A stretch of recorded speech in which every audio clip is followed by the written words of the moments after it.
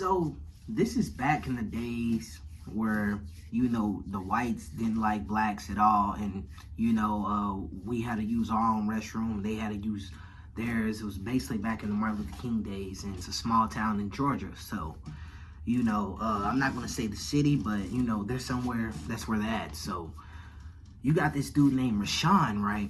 And he's telling his little brother, like, I love you, and I'll see you after church, because this was a Sunday. So his little brother was going to be going to church with their granny and a few more of their siblings. So he says, all right, I love you too, and he hugs him.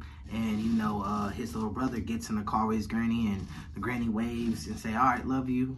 She beeps the horn, and they go off to church. Rashawn's there now, and he's with a few more of his partners. All right, y'all, come on, let's go. So him and Rashawn, what they did was they was like, security for like the city councilman. And, actually they were security for Martin Luther King for one of his speeches. On this day, they were going to go to this congregation. They was going to have a meeting or whatever. So they go to the meeting and get into his house. The neighbor end up saying, hey, your brother tried to call me, and he said he tried to call you. He said something happened. I've been trying to reach you. He's like, what? So he goes to try to call his brother, and his brother answers, but he, hears like all this commotion going on. Hey, are you okay? Can you hear me? Help. Church. That's all he heard. He hurry up, go outside, and all of his friends like, hey man, what's going on? He's like, we gotta go now. So when they get in town, because their town, was like 3 hours away. So when they finally get there, they driving through the town, and everything's flipped over.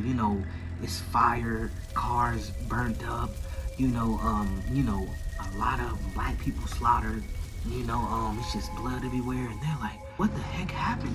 I don't know, just let's hurry up and get to the church. They pull up, and they pull up to the back of the church. He bangs on the back door. Someone looks through the little slot and let him in. They hurry up, push him in. And they're like, y'all came out there in the car? He's like, yeah. He says, I'm surprised they didn't hear you. Y'all don't know what's going on? And he was like, no. He's like, the KKK came through here, and they just began taking our people and throwing them in the cars. And they just started like, eating some of them, and, just, shooting them, and took off with, half of the church and left. So their friend's is like, I'm already on it. So his friend come back in, he got all these guns, and they're like, wait, where'd you get these from? He's like, look, we're always ready. He says, lock these churches down. We're about to go get those people. So they storm off. Like, one of the friends stay there at the church and protect the people. The other two get in the car, they head off. They end up finding, the little, truck or whatever. And these people are just about to shoot all of these black people, as he thinks. But as he looks closer, that one of the KK members' mouths grow wide until a big noise went out, and is about to eat some of the people. And they hurry up and get out and say, hey. And they immediately start shooting. Now while they shooting, the other black people, they run off. And the KKK members, they hopping on the cars, fast speed, jumping them, going here, there. And, they standing their ground, and they running low on ammo. So when it gets to a few more left of them, they run off. The KKK members do, they run off.